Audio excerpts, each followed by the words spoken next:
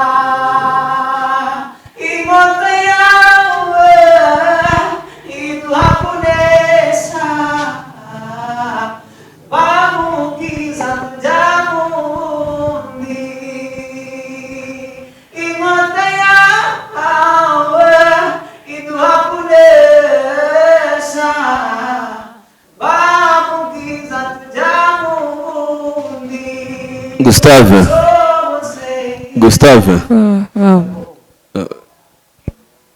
Man, impano urayifite my brother. Uri impano kabisa.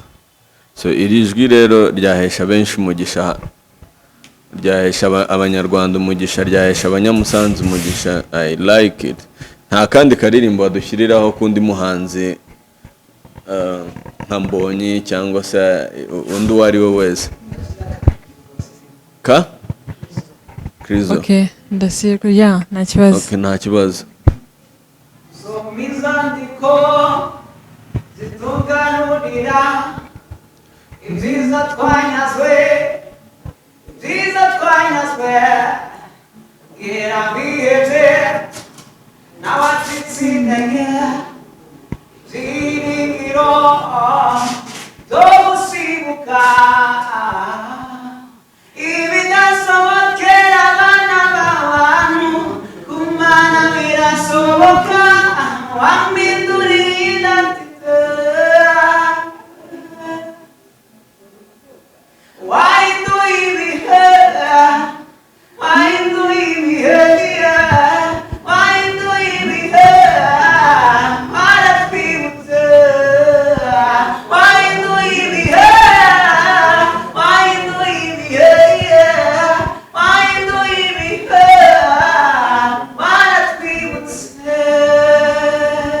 Wow. Wakoze neza cyane nakunze uburyo ujyana lanzi zawe amalifu subizi. Okay, nabikunze cyane ubikora neza ufite impano navuga yego courage kandi nyine ubikomeze itara rikurimo reka rimurikira abantu bose. Yeah. Gustave. Ngewe reka nkwisabira akantu kamwe nimba wakemera ko hari wambwiye ko ufite YouTube channel ukora indirimbo muri studio ugashyiraho cyangwa wokora amakavu waretse tugakora kariyeri yawe ugakoresha indirimbo yiwe tujya muri studio wowe uzapodinga ushyizeho wowe. Okay, so ngewe icyifuzo cyanjye nuko twakorana muri uru rugendo rw'uyu muziki wa gospel kabisa.